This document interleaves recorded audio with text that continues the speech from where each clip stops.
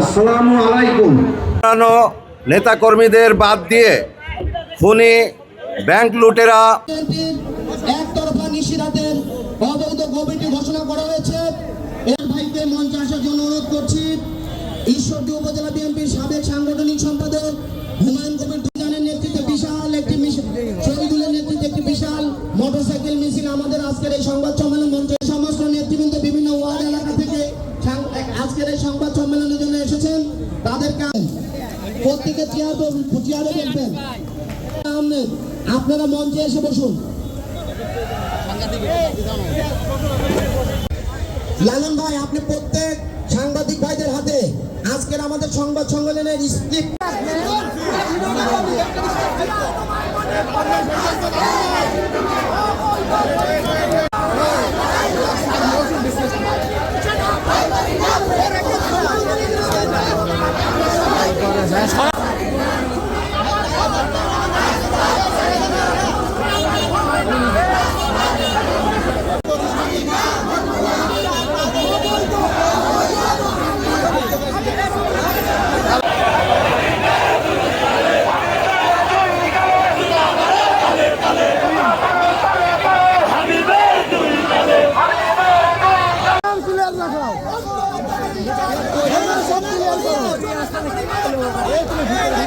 জনতা কিটা করছে।